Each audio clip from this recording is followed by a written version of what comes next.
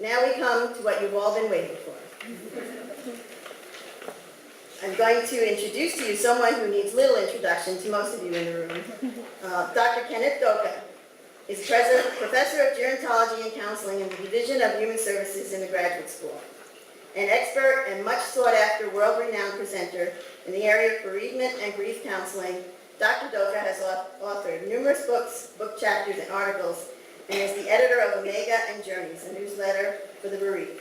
We are quite fortunate and very grateful to have him join us this evening as our keynote speaker. Please join me in welcoming Dr. Kenneth Doka. I'm both deeply honored and deeply nervous being here tonight. Despite the fact that I do speak in a lot of places, nothing is as nerve-wracking as speaking in front of your colleagues and your administrators especially. But I'm really delighted to see so many of my former students here and so many of my present students. And let me begin by answering the question that I know, at least on my former students and present students, is foremost on your minds. No, this will not be covered on the final. So just relax and enjoy it. Let me figure out where I put the remote here. In trying to figure out a topic for tonight, once I was asked, one of the thoughts that struck me is that one of the marks, as Dean Rabarge reminded me this week, was that there's 3 P's we often associate with the graduate school. The personalization that you find here, the fact that it's practical, and the fact that it's professional. And I tried to find a topic that would fit within those 3, as well as something that would be of interest to a wide variety of alumni in so many fields. And so I chose one of the areas of my own areas of interest, which is children and adolescents coping with grief and loss, and really saying what are the implications on a very personal level for parents and for grandparents, and then on a professional level for counselors and for educators. And my goal tonight is really threefold. First of all, to review how concepts of death change throughout the life cycle, focusing on childhood and adolescence, to explore the ways that children and adolescents may experience loss, and then to say a few words about how parents and educators and counselors and therapists can assist children in dealing with loss.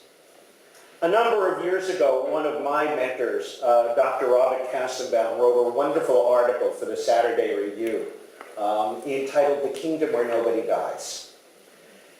And he really started with the Malay poem.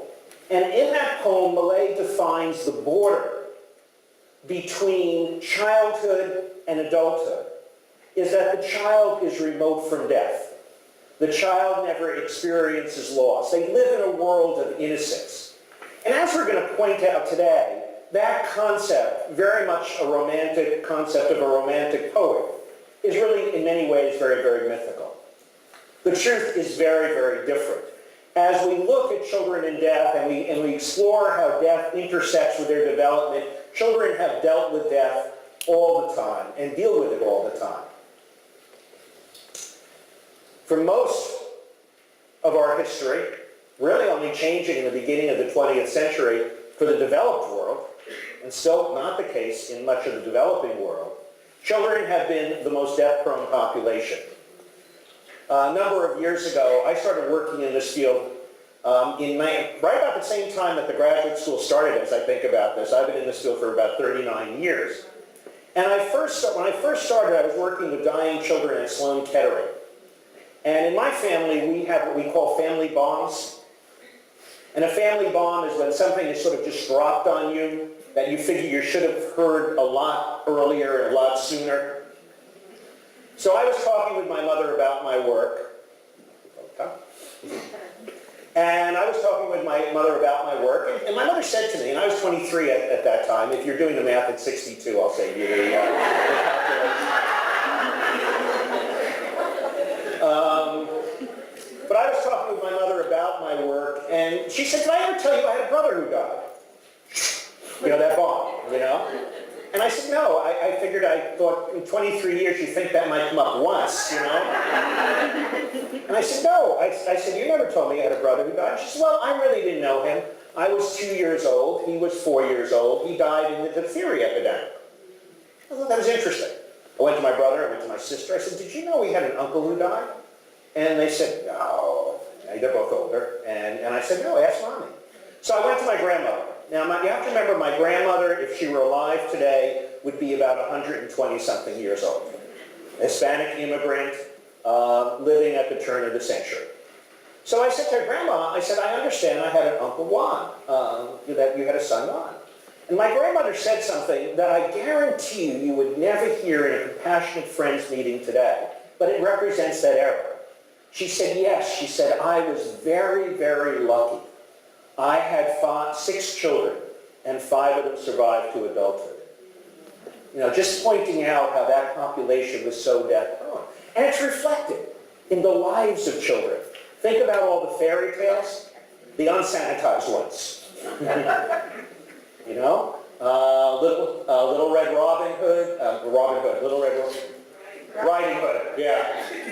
Watching too many commercials in the movie. In children's games, how many of you ever played Ring Around the Rosie?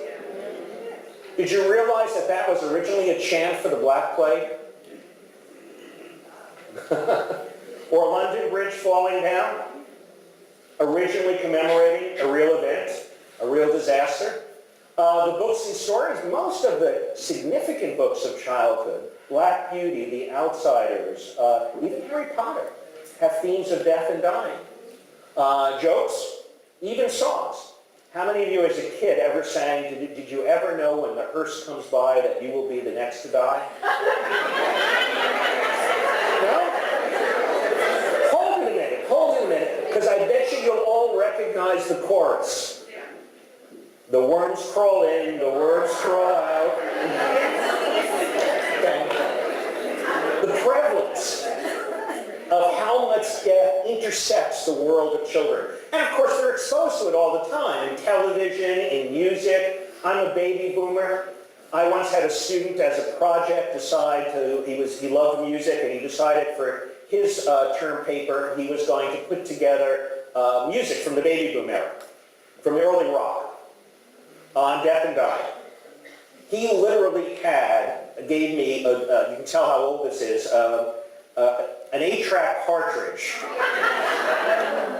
of 8 hours of music, all dealing with the theme of death and dying, starting with, what he defined, the early era of early rock, which he defined from Bill Haley and the Comets to the Beatles. And all the classic songs, Tell Laura I Loved Her, One Last Kiss, all the songs that you remember. But 8 hours of music, adolescent music on death and dying. And of course, nowadays, video games and news. And of course, even in the experience of children. Children experience all kinds of losses. But when we understand loss in children, we have to understand that children are constantly developing. And they're developing cognitively, emotionally, socially, and spiritually. Cognitively, children are both animistic, that is, they give life to inanimate objects.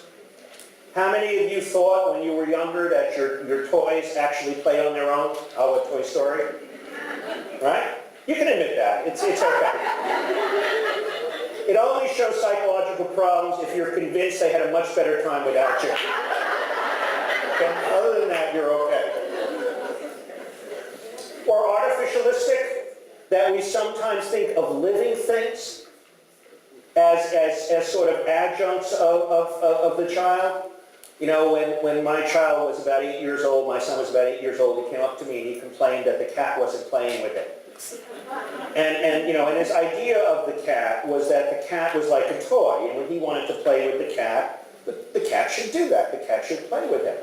I had to explain the hard fact of life with cats. Cats have the exact same image of humans. But what that really means is they blur boundaries between life and death. That young children really have a hard time understanding what's living, what's not living. Although Maurer, in a very interesting paper, once said that when you really think about it, the first abstract concept that children really learn, which he considers a precursor of the death concept, and he's not kidding on that, is the concept of all gone. You know, and it's one of the earliest abstract concepts, and a concept inferring non-existence. We used to talk, as much as we talked in a lot of different ways in the field about stages, an idea that is no longer as attractive, and one of the concepts we've talked about is the stages by which children understood that. Now we look at it in a very different way.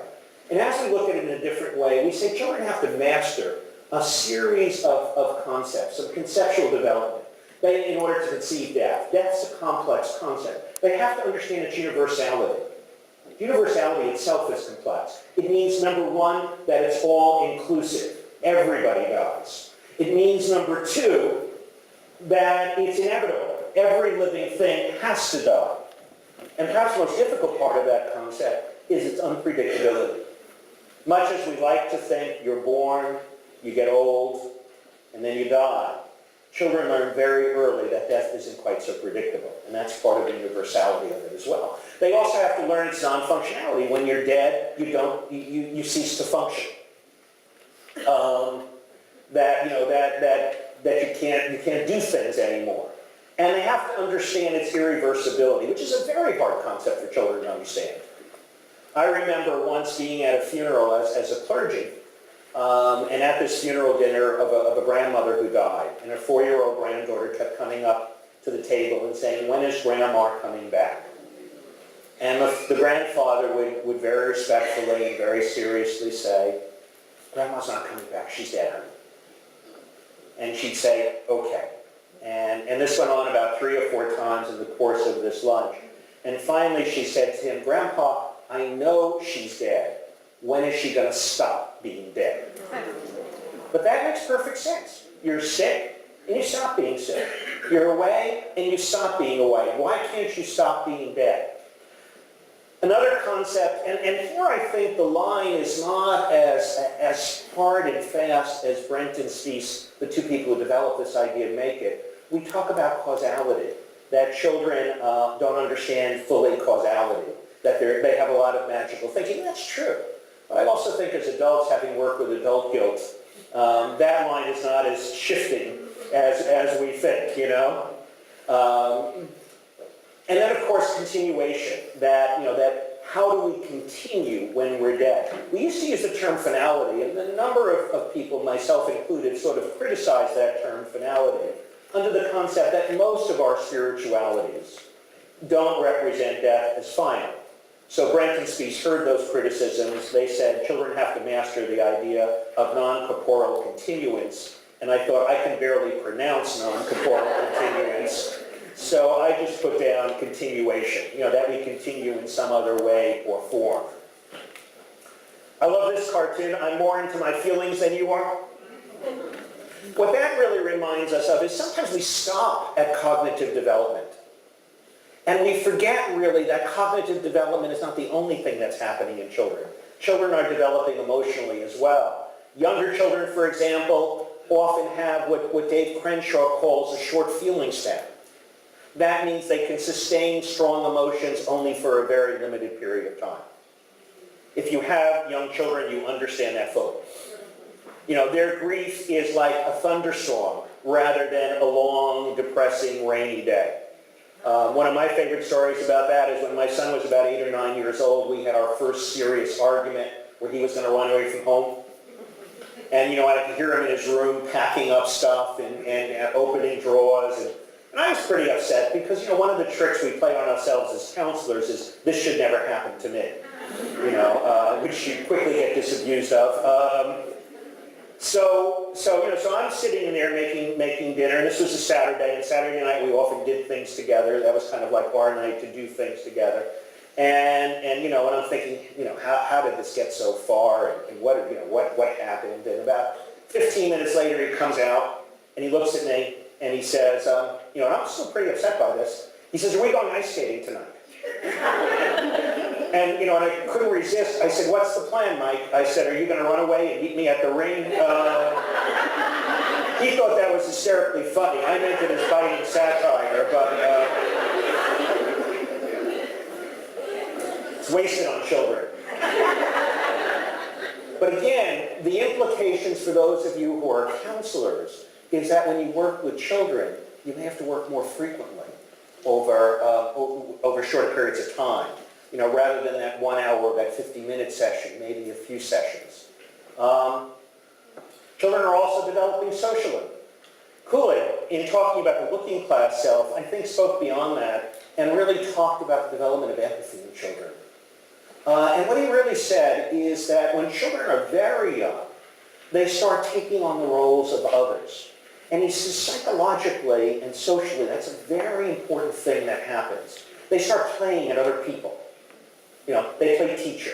They play daddy and mommy. And he's saying what's really important about that is they're beginning to do something very, very interesting. They're beginning to look at their behavior from another dimension. Very terrifying as a parent to see, because you see them play teacher and you're going, okay, you stupid kids, sit down and shut up. And you're thinking, oh my gosh, these kids are being badly abused in their classroom. And then you hear them do you. And you understand they have a rich fantasy life.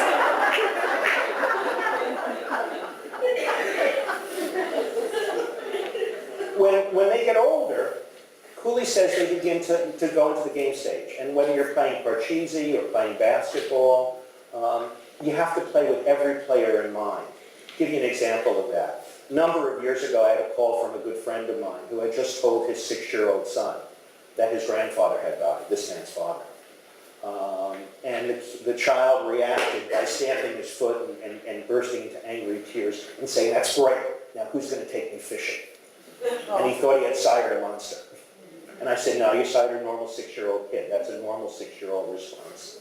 5 years later, that very same child, at the death of his aunt, could hug his mother and say, I miss Aunt Maureen so much, but she's your sister.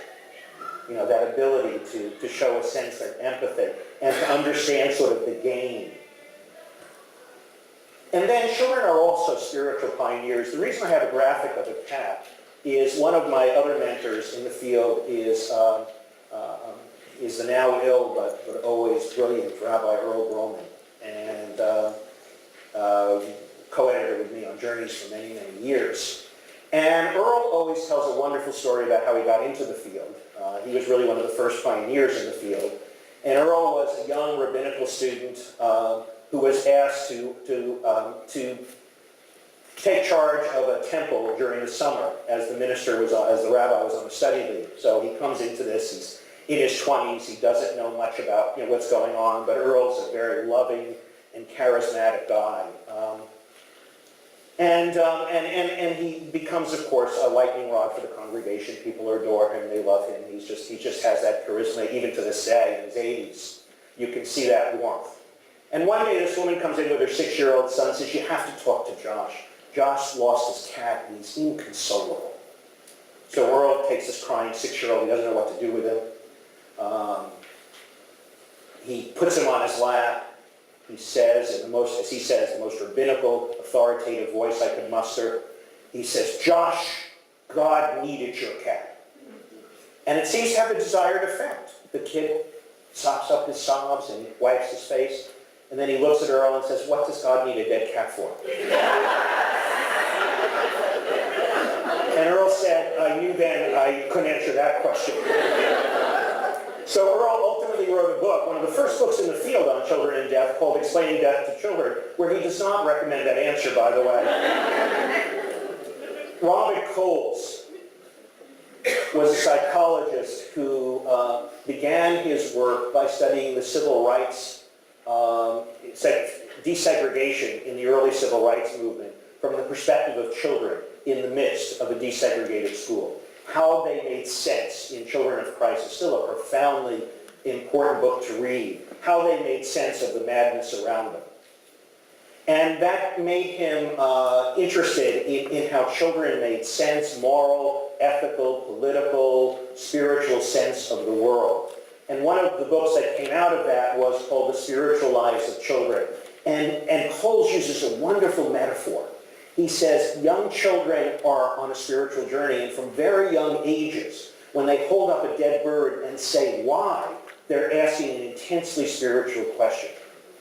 And he uses the metaphor of pioneers because his notion is they don't have the answers. They don't have the roadmaps. They're exploring. They're trying to make sense of their world. This development continues through adolescence, and many times nowadays we look at young adolescence as associated with middle school, and middle adolescence is associated with high school, and old adolescence is associated with that period of time between high school and full independence. Sometimes years. As a matter of fact, in the field now, we're beginning to talk about another phase called emerging adulthood, because we don't want to talk about 35-year-old adolescents anymore. That's true. Death is a significant undercurrent in adolescence. Think about this. The three I's that mark adolescence, independence, identity, and intimacy, death is sort of the other side of each of those. It's the end of intimacy. It's the end of independence. It's the obliteration of identity. It's also a time of critical evaluation and significant separations. Usually the first time you begin to separate from your peers, as your peers begin to define themselves by the people they associate with.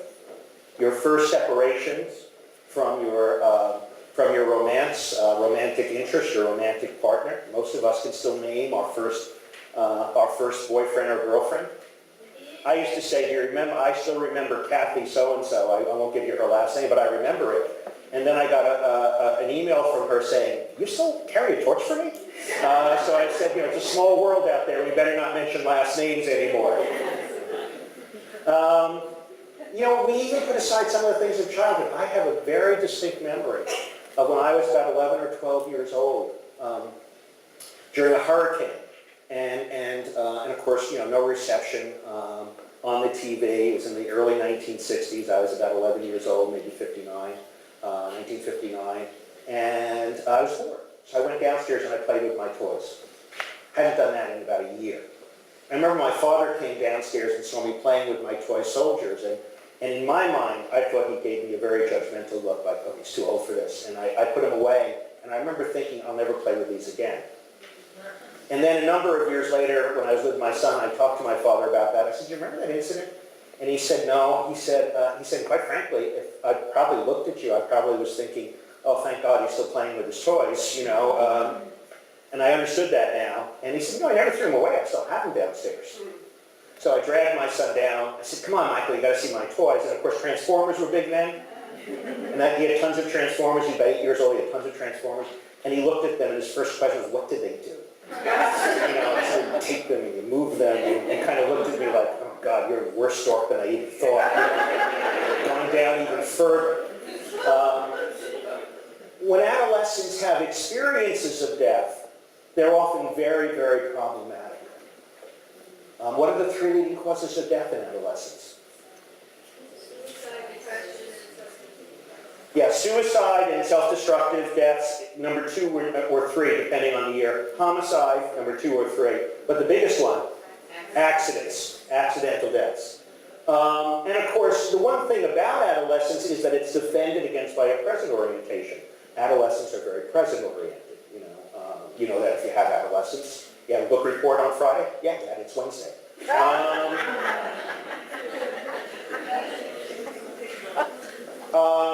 So it's an undercurrent, and it comes out in their music, in the books they resonate with, and the like. So what about loss and grief in children and adolescents? Well, first of all, we need to understand that children are embedded in webs of relationships. Families and friends and neighbors and teachers and coaches and schools and faith communities. Children have lots of contact into the world. And they're exposed to many, many losses.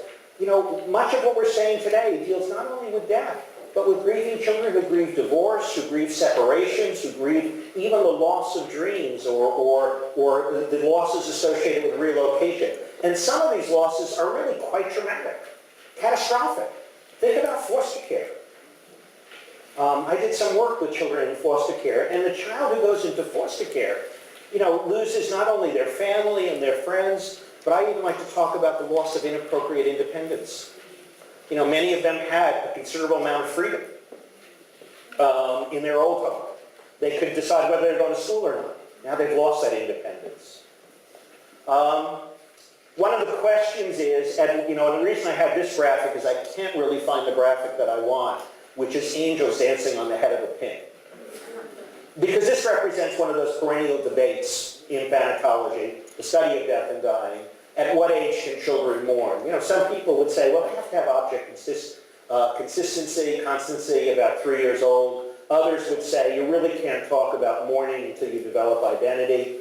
I always like what one of my colleagues, Bill Warden, says, children mourn at any age, but different from adults. I would modify his comment. I would say children mourn at any age, but similar from and different to adults. And again, like adults, their grief may be manifested in all kinds of ways. And again, you see this in children. I always ask the question, who sees homesick kids first? And who is it? Usually the nurse in a camp. And it's not the kid coming in and saying, I'm homesick. It's saying, my stomach hurts, my head hurts, my leg hurts, my back hurts. So children are prone to somatically display their grief reaction, sometimes because they misinterpret anxiety as stomach ache, and mostly because it's care eliciting. So again, we always have to be careful of listening when children who are grieving are talking about being sick, because that may really be a manifestation of their grief. They certainly experience grief emotionally. And again, similar to adults, the sadness, the fears, the anxiety, the guilt, which is often exaggerated by their magical thinking, the anger, and all kinds of other emotions. Sometimes even relief, just like adults. I had one adolescent girl in my practice who came to me and with what to her was a horrible secret. And that her grandmother, who she had loved earlier in her life, had developed Alzheimer's and lived with her for about 2 years, engaging in bizarre behavior. And as she reached the beginning of adolescence, she was really difficult to have friends over and not to be embarrassed by something the grandmother said or did. And her reaction to that was relief when the grandmother died. Thank God this is over. And she felt very, very guilty about that. So again, all those manifestations of grief. It also affects cognitively, depersonalization and denial, problems with concentration, lack of focus, impaired thought. And one of the things that I think we need to recognize is that many of the cognitive manifestations of grief may even mimic learning disabilities. So the importance of always really assessing in the child's global assessment, what kinds of losses have they had? And of course, behaviorally. Many of the same ways as adults, avoiding, seeking, withdrawal, crying, and of course spiritually, struggling with spiritual doubt, with anger, with spiritual questions. Like adults, grief is a roller coaster. You have your ups and your downs, your highs and your lows, your times things are going well, and the times they're not going so well. We often think of grief either often as it's going to start here, and each day it's going to get a little better, a little easier. It's not how most people experience grief. Neither children experience it that way, nor adults experience it that way. But it's not a time-bound process. It doesn't end in detachment. We stay close. If we talk to Granddad, can he hear us up there in heaven? Certainly, dear. I often tell him how much I miss him. Hi, Granddad. It's me, Jeffrey. Grandma really misses you. Come visit her sometime. I don't know whether he heard me or not, but at that moment, she feels the presence of her husband. Those ways that we stay connected, even in loss. Again, through memories, through biography. I'm my father's son, my mother's son, part of who I am. The legacies and liabilities. Those of you who know me know I'm famous for my color-coded list of things to do. My father kept a list. My son keeps a list. My grandson doesn't yet, but he likes colors. We're very hopeful.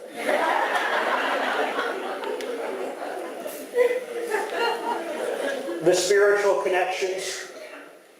In the past year, just about a year ago, we just finished the anniversary of my daughter-in-law's mother, who died very young and very prematurely. But when my granddaughter talks about her, she always talks about her as Grandma in heaven. That spiritual bond, that spiritual connection, Grandma in heaven. There's Grandma Kathy and there's Grandma in heaven. And of course, the extraordinary experiences, the moments you hear somebody's voice or sense their presence or dream about those persons, which are really very common in both children and adults. And like children and adults, grief for most people in uncomplicated ways eventually ameliorates. Over time, pain lessens, people function as they did, but grief always has a developmental aspect. And that means even years later, you still may experience moments of grief. Those of you who know me know that, that aside from my son, one of the other very important people in my life is one of my younger godchildren, one of my younger godsons whose father died at the day before his 4th birthday. And I'm half Hispanic, half Hungarian, which gave you a very interesting perspective on grief and loss when I was a young child. But in Hispanic culture, godparents are supposed to really step in when a parent dies. That's not honorary. I realize, I learned that's writing checks for college tuition. It's really kind of tough. And so I had a big role in Keith's life. He's 19 now. No, he's 24 now. And we had a ritual. One of our rituals, whenever his birthday was, I would come, I'd take him out to dinner, just the two of us, and then his mother would prepare like the adult birthday party, the adult birthday cake.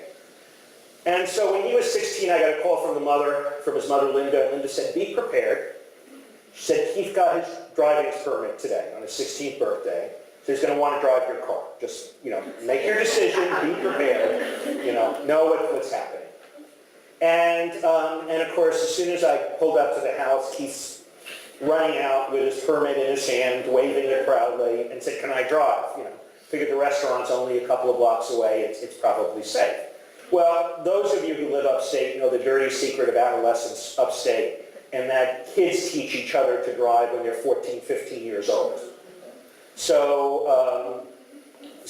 I get in the car with him, and he's driving, for supposedly the second time. It's the second time I'm driving, and he's driving beautifully, perfectly. And at that moment, I profoundly missed his dad. And I guess, had this far away and maybe to some degree tearful look in my eyes, and he looked at me and said, "I'm driving well." I said, "No, I'm not crying because of that. I'm not crying because you're behind the wheel." I said, "I'm just missing your dad." And then he said, "Yeah, I've been thinking about him all day too. He would be proud now, huh?" And I said, "Yeah, he would be.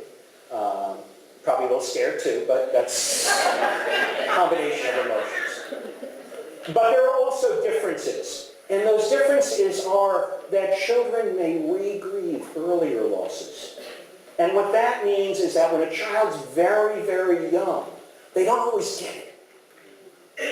They don't always get it. And so what often happens is that later, when that 4-year-old, perhaps when my 4-year-old granddaughter gets to be about 6 or 7, she'll say, "Wait a minute, Grandma in heaven, I'm never going to see her again." And there may be a renewed period of grief. With early loss, Dave Crenshaw, a colleague from Rhinebeck, says there may be a crisis of impending connection. You often see this in foster children who have suffered such early and catastrophic loss that they have attachment difficulties. So whenever I get close to you, it gets terrifying, it gets scary, and I try to do something to push you away. It's not unusual that when I work with foster parents, they'll say, "Everything was going well, we were moving toward adoption, and all of a sudden he stole $50 and ran away." It's that notion of that crisis of impending connection. And again, manifestations may include some of the same manifestations, but acting out, sleep disturbances, regressive behaviors, and even changes in behavior or grades beyond which would be normal at a particular age or stage of development. The important thing to remember about children is that the biggest determinant factor in their grief process is going to be how their family functions. And if their parents function well, they will probably function well. But if their parents do not function well, their outcome is going to be more problematic. Adolescents often experience difficulty as they grieve. That's a tough time to experience loss because adolescents don't like to be different, right? I remember one time when my son was about 13, 14, we were going to a sports banquet in May, and I came out and I was dressed in a pair of khaki pants and a blazer and a blue shirt, no tie. And he looked at me and he said, "Are you going to wear that to the dinner tonight?" And I said, "Why? Do you think I should put on a tie? Do you think I should not wear a jacket?" He said, "I think you should call the other parents and see what they're wearing." And I said, "I'm not going to do that because I'm not 13, and I'm not going to say to another parent, if you wear a jacket, I'll wear a jacket. If you wear a jacket." And he gave me this kind of, "you're uneducable" look, and ran into his... And I didn't know if we were going to have a fight that night about that because, adolescents have those hair triggers. And a little bit later, and my son's the ultimate problem solver. He works for Morgan Stanley now. He does. And my son's the ultimate problem solver. And about 15 minutes later, I said, "Michael, come on, we got to get going." And I'm thinking, are we going to have this argument? And he looks at me and says, "You look good." I said, "Thanks." We get in the car. He says, "I called my friends. Their fathers are all wearing jackets now."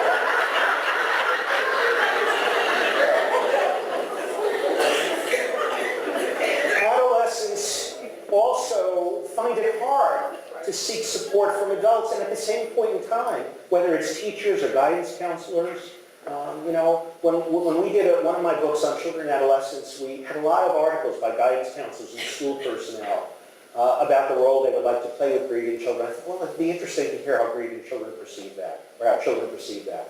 So I had a dialogue with two 15-year-olds at the time, two well-connected 15-year-olds in their school, happily adjusted, and they basically said, we don't know our teachers, we don't know our guidance counselors. We really wouldn't go to them. Not that they should, not that they wouldn't, but they just talk about the limits and limits of peer support. It's also a time of spiritual questioning. So it's a tough time. And adolescents may grieve in terms of acting out, again, sexual acting out, eating disorders, substance abuse, school performance, all kinds of different ways. The other thing to remember about adolescents is they look to the internet for support. Just to give you some of the difference, most of us in this room, at least I'll speak for myself, are what we might call digital immigrants. We've moved into this world. Adolescents are digital natives. They grew up in this world. And you can just see some of the 93% use the internet, 79% of 15 to 70-year-olds have cell phones. Prevalence of MySpace and Facebook. So they look to the internet for support. They look to the internet for support to offer information about grief, to memorialize, let me just go back there, to memorialize, to express their grief, to even get support from their grief. And that has its dangers. The information may not be accurate. The support groups may not be professionally run. All you have to do is look at the internet over the comments of a story to realize that people may be hateful, harmful, or denigrating. And again, the 15-year-old best friend from Wisconsin might very well be a predator. So again, the other problem is it may make the adolescent less available for more suitable help. So, for those of you who are counselors, I always assume that they're using the internet. And I try to create a dialogue about that. I just kind of say, what kind of information, what are you doing on the net, just kind of create a dialogue about that because you can assume that they're doing it. Well, how can we help children and adolescents adapt to loss as parents, as counselors, as educators? And the first for all of us is just, again, a sensitivity to the losses that adolescents experience. Lou LeBron did a very fascinating study, and he asked 25,000 entering freshmen at the State University at Albany, what was their most significant loss to date? You know what the biggest loss they mentioned was?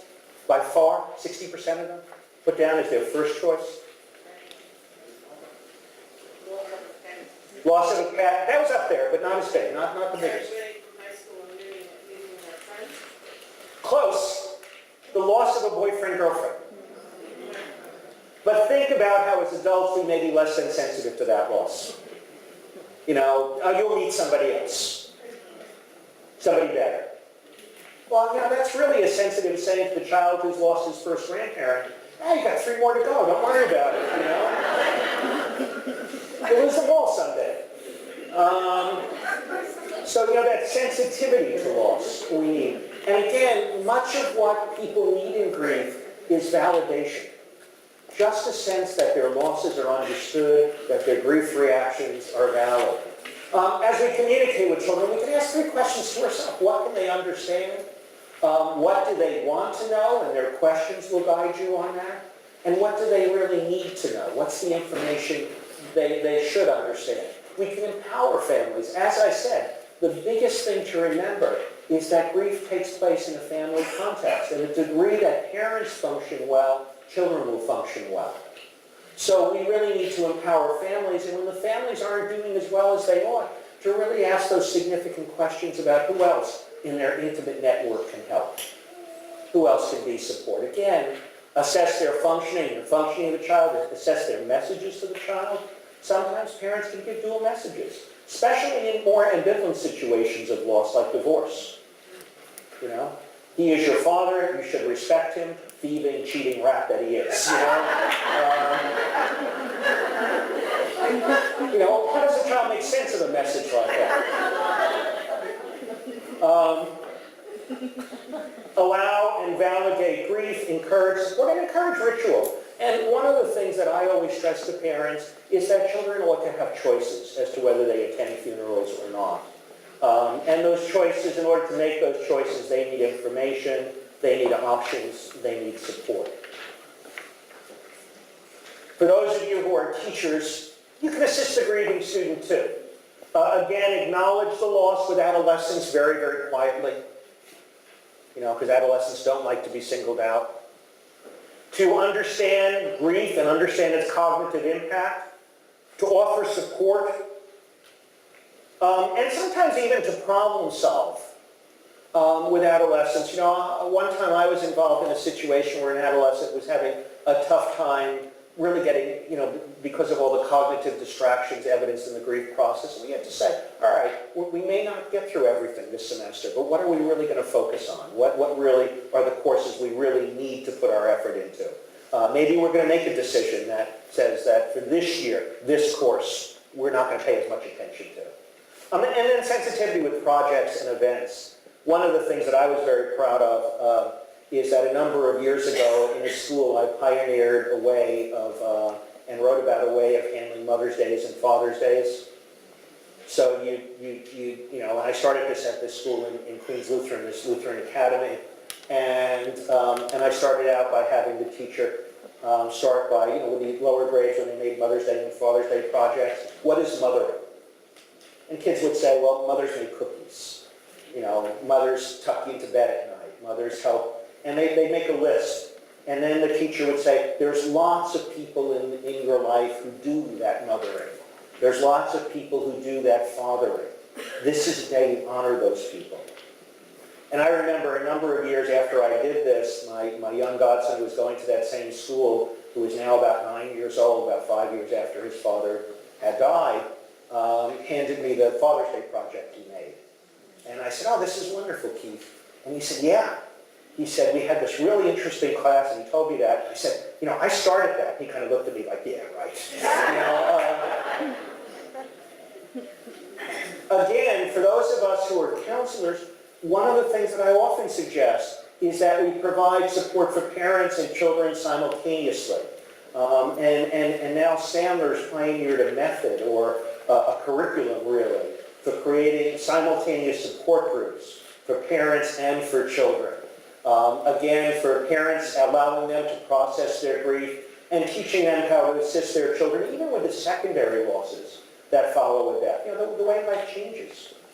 And then to provide support for children in adjusting to a new life and dealing with grief. Nancy Boyd-Webb, a colleague from Westchester, our therapist, talks about in assessing a kid, you have to look at all series of factors. And again, I'm going to be sensitive to time. I'm going to go through this pretty quickly. But again, you know, there's individual factors, including Very importantly, medical history. And with adolescents, it's very important that you assess non-judgmentally alcohol and drug use. Because it's prevalent in that population, obviously. And it could even be done as an assumptive fact. How often do you drink beer? Rather than do you drink beer. The answer to do you drink beer is never. But if you just kind of assume the answer. Drug and alcohol obviously can be a problematic way to cope with loss. And sometimes adolescents who come with problems of alcohol abuse or drug abuse really are using that to cope with, and it really is masking their grief. Underlying their substance abuse problems is the issue of loss and grief. Again, loss-related factors and then the whole social-cultural environment.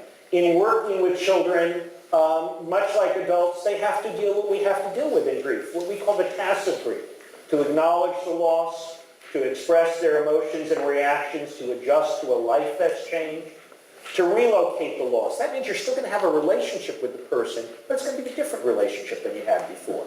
It'll be a relationship in memory and spirit, not necessarily in physical, but still there. And then what I've added toward this model is reconstitute faith in philosophical systems that are challenged by loss. How could God do this? Again, we can use lots of modalities with children, and with children it really is good to use expressive approaches. The art therapy program is a good example of the kind of fine work we can do there, because as Nancy Boyd Webb says, the work of children is play. And when children are doing something expressively, it's a much more natural way of interacting with children. Think about this. When you were a child and an adult, even a loving, kind adult said to you, "I'd like to have a talk with you." Yeah, exactly. You stiffen up, you kind of think I'm in trouble, and the defenses go up. Be prescriptive. And what I mean by that is no one modality works for everybody. My right side is dominant. When I was 5 years old, I broke my right arm. So I've never been comfortable with drawing. I always tell my German, I used to run away when I was a kid. I used to run away from arts and crafts in camp to go to nature hut. Okay, the way of punishing me was to have me clean the cages if I didn't want to go to arts and crafts. I enjoyed that immensely. That shows you, because you got to pick up the animals, but that shows you how much I don't like to draw. I'd rather clean cages. Okay? Now, I have to say, I did have an art therapist who said, I could do some art projects with you that you'd like. And I'd say, you're on. And because I said, I said to my class in gerontology once, if I'm ever in your nursing home, don't wheel me into arts and crafts.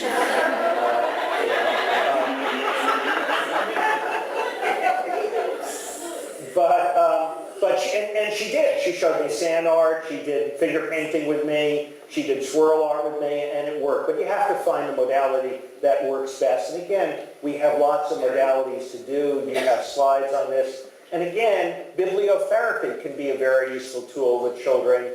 But every book has its limitations. So you always have to make sure you discuss that book. One of my favorite books that I've used a lot is My Grandpa Died Today. It's a wonderful story, but it culminates with the day of the funeral, the boy going out and playing with his friends very reluctantly and hitting a grand slam home run and feeling good about life and getting over his grief. It's still a good story to read with kids, but I'll say, you really think it's over? We can have good days and bad days, can't we? You're not going to get over it in a day, are you? So it's coping with those limitations. The other thing I really like is therapeutic ritual. Ritual is liminal, which means it's not a word we use a lot. It means it's on the threshold of consciousness. A very powerful word. And again, those rituals can be very simple, rituals of continuity. One of the things we do in our house is when we decorate our Christmas tree as family, which was a family thing for us, the first 3 ornaments we put on are ornaments in memory of my father, my mother, and my godson's father. Rituals of transition. When one child I had in therapy decided that his ritual of transition, his father divorced, but more than divorced, really abandoned the family. And he had made a plaque for his father called Daddy's Garage. And he decided that as a mark of his anger and a mark of the movement in his life, he was going to smash that down and take over the garage. So he smashed the ceramic plaque with a hammer and said, "It's now my garage, and I'm going to work here." A ritual of reconciliation is a ritual where you say, "I'm sorry," or "I miss you." I had one little girl once whose mother was an IV drug user who died of AIDS. And she had a very mixed relationship with the mother, in and out of foster care. And when I talked to her, I said, "Where is your mother now?" And she said, "My mother is a ghost." And I said, "How does one become a ghost?" And she said, "If you're very, very bad, you go to hell and you burn up and you become a skeleton. If you're very good, you go to heaven and you become an angel. If you're in between, you become a ghost." Very, very powerful spirituality. And she went to a Catholic school. She didn't learn that there, did she? Although I never use real names. This is the one time I will use a real name, when I tell stories. Sister Maureen Bradshaw was an alumni. I don't know if she's here today. Is she? Yes, not. But Sister Maureen, when I told that story, said, "No, I know them." I said, "She didn't learn that at Margaret Mary's." And Sister Maureen said, "No, I know the nuns at Margaret Mary. She could have learned that there." But I don't think she did. So she said, "My mother is a ghost." And so we worked on her ambivalence, the underlying ambivalence. And one time she said, "My mother's ready to go to heaven." So we created a ritual to send her mother to heaven. We cut out a picture of her and made a doily and put angel's wings on her. And I said, "What do we need to do?" Talk about liminal. She said, "We have to burn it so it goes to heaven." I thought, "Oh, the mother still has to burn a little bit." That's interesting. And then the last ritual my godson taught me when he was 9 years old, which is a ritual of affirmation. Just like you say sometimes "I'm sorry," sometimes you just say "thanks." I had met his dad in my earlier life working with juvenile delinquency. And one of my favorite stories, again, a story that I told at his funeral, we had become good friends in the years, was that we were sort of like a Big Brother program. And so we were mentors to these kids. They wanted college-bound kids in college from the Astoria community, mentored kids at risk for delinquency. His father wasn't at risk for delinquency. He was quite delinquent at the time. And one of the little things, we do together was fish, and he always lost lures on me. And so one time, he threw in a dozen new lures, and I said, "Are these hot?" To Michael, not my son, Michael. And Michael said, "No, he didn't say no. He said, I would tell you if they were hot." About 5 years later, we're fishing. He said, "Oh, you still got the hot lures." And I said, "You swore to me they weren't hot." And he said, "No, I remember exactly what I told you. I said I would tell you." I said, "I never said when I would tell you." So Keith loves that story. And one time when we were going upstate on vacation with my son Michael and Kathy, we passed a stream, and I said, "Hey, Keith, that's where that story took place." And he said, "I want to see it." And we found the lure, and we did a ritual around the lure. I just said, "This is a gift from your dad, but the best gift I ever got from your dad was you." And he gave it back to me and said, "This is a gift from your dad, but the best gift I ever got from my dad was you." I said, "What do you want to do with the lure?" And he said, "Where did my father lose them?" And I showed him a clump of weeds. And he said, "Thanks, Dad." Very, very powerful story. Again, in creating rituals, they arise from the narrative, they're visible and symbolic, they're planned and processed. And we can do them sometimes as a group. And again, I love this cartoon, sorry, no water, we're just a support group.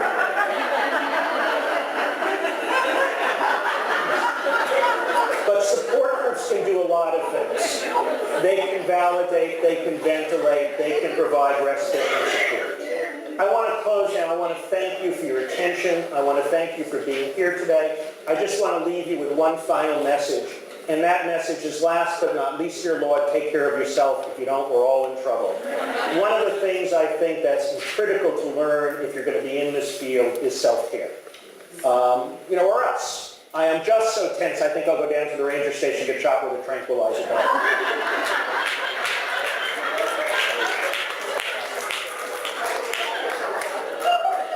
So I'll leave you with the final advice of Frank and Ernest.